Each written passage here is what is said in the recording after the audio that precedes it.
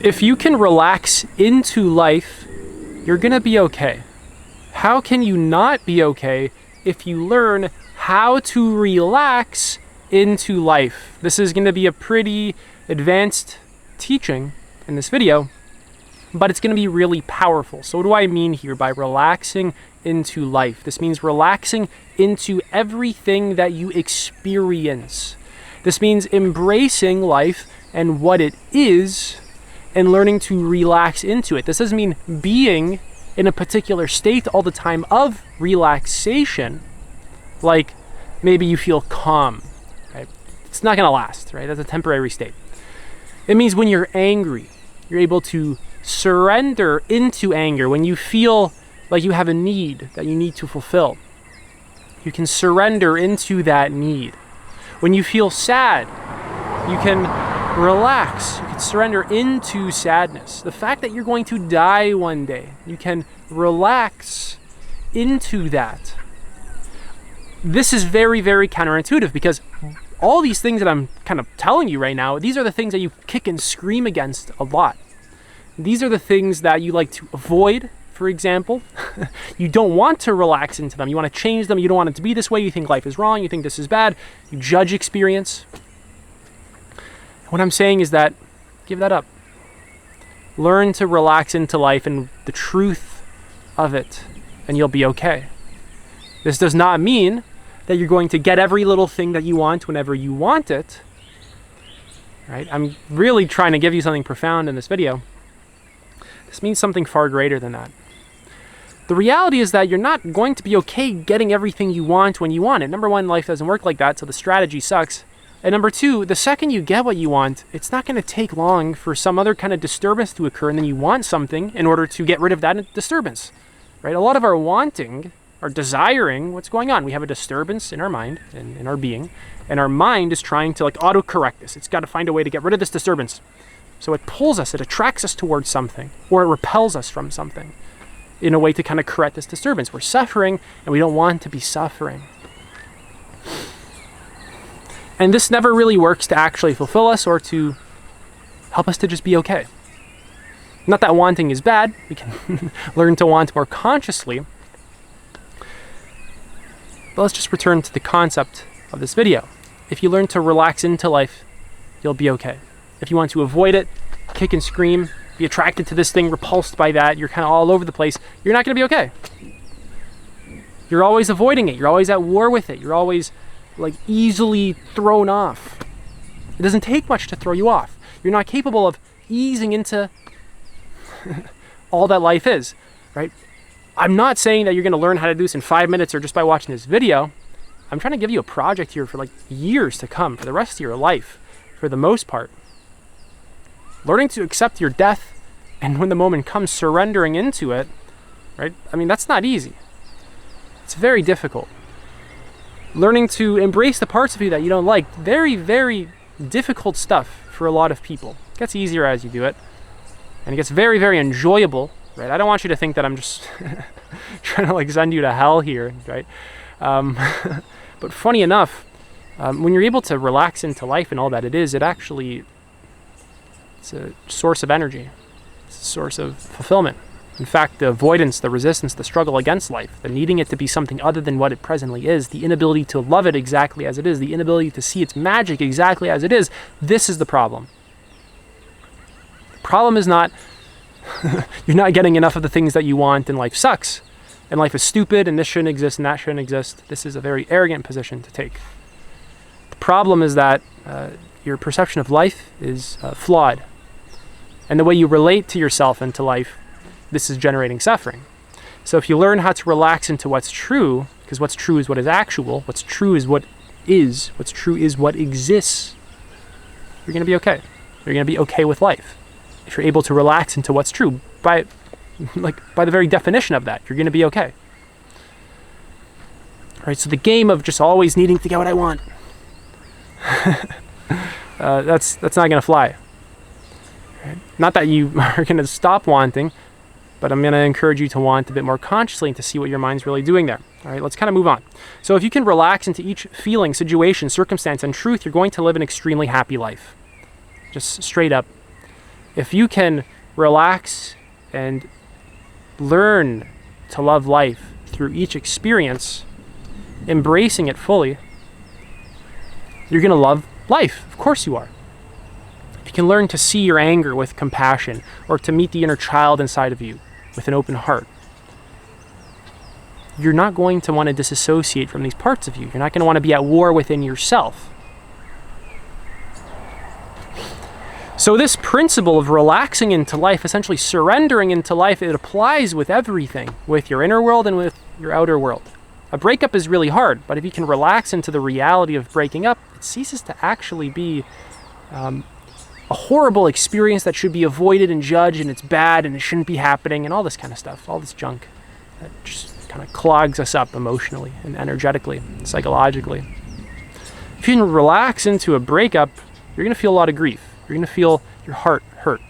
That's what hearts do. It can hurt and it can feel really good. That's life. That's a truth of life. You can relax into that, you're going to be okay.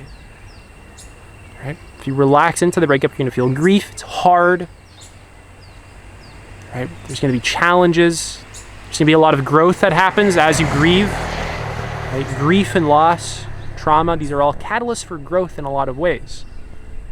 A lot of people grow from their pain. In fact, you have done that a lot in your life. Probably in many ways without even recognizing that you've done so. You tried walking when you were 3 years old, 2 years old. You fell, it sucked, you might have banged your knee, you cried, you got scared. You tried again, and then eventually you learned, and you've done that with a lot of things. So relax into your experience and let go. Let go of control, let go of needing to manipulate each experience, let go of your obsession to getting what you want, and let life happen. That's it. This doesn't mean you're passive. Relax into your ability to be assertive, to go after the things that you need. But the second it starts generating suffering, relax into letting go of it. This is actually a very sort of like attuned way to live life. You're not really kind of zoning out in each experience, but you're remaining connected and present in each experience. Again, this is like a lifelong project that I'm actually sharing with you in this video. If a feeling is intense, relax into its intensity and let it happen. Don't fight it. If a feeling is uncomfortable, relax into it and don't fight it. Let your emotions do what they want and stop fighting them. Stop needing to control them. Stop needing to push them away. Right? Your tendency to need to get so involved and this shouldn't be there and that shouldn't be like that. What's this doing for you other than complicating things that don't need to be complicated? Let the energy of the emotion move and flow naturally on its natural path without needing to push and pull on it. Surrender. Right? It goes down its organic path. It's effortless when you're able to totally surrender. So relax your body. This is really what's going to help you out quite a lot. Your body's probably almost always tense. There's tensions in various areas of your body. Maybe in your chest area, maybe in your forehead, it's always tense. Your jaw, your gut, your arms. Basically, we hold tension in practically everywhere in our body. Look at your arms. Can you relax them a little bit more? Can you recognize that there's unnecessary tension that exists? And this unnecessary tension, my God, it's very hot today.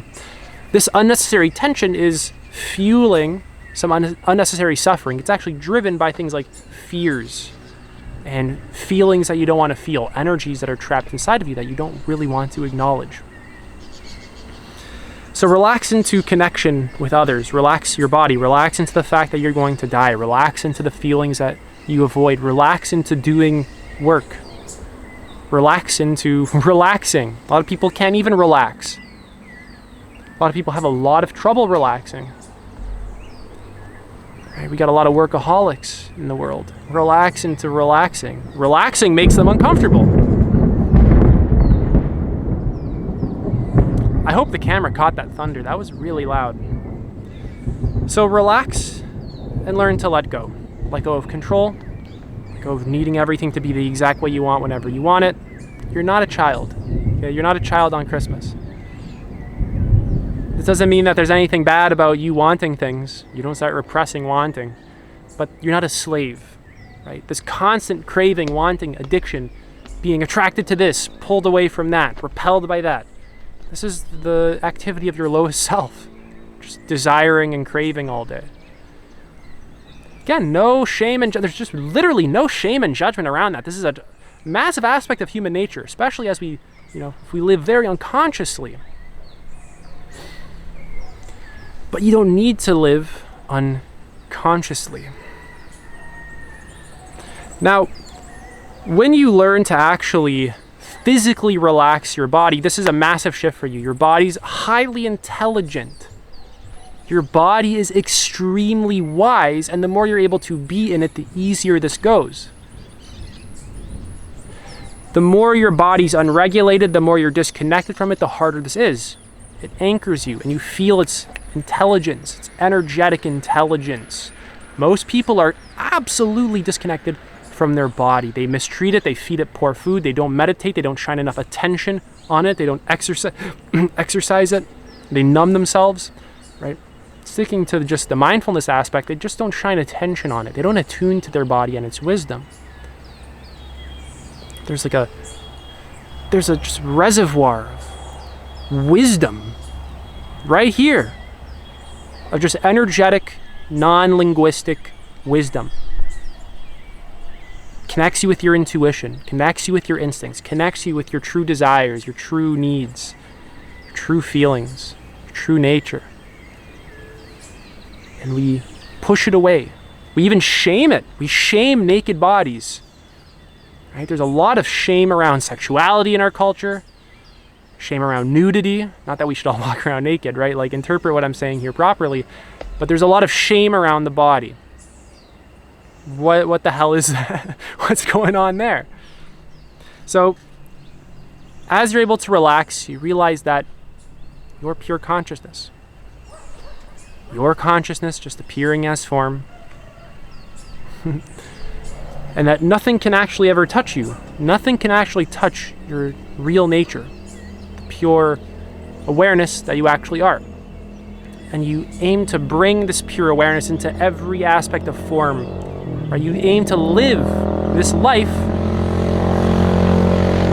You aim to live through these ups, these downs, these lefts, these rights, these curveballs, these straightly thrown balls. I'm not too familiar with baseball. You learn to live it fully and totally engaged, totally present in the midst of every experience, so that you're not thrown off by every experience, but you're grounded in yourself in every experience. You learn how to do this over time so that you don't suffer unnecessarily, disassociating, being reactive, pushing away things, clinging on to other things. In each experience, you learn how to remain centered. Again, this is a long-term project. You let life move through you. And you learn how to just remain there, how to stay there, staying grounded, present, aware, attuned to yourself. You learn more and more, how do I just remain as that? That's it for this video. Just to clarify quickly, remaining as that does not mean that you don't feel anger, sadness, shame, grief, etc. This just means that all the experiences that exist, you learn how to contain them fully within your being, within your awareness, without manipulating them, without hating them, judging them, shaming them.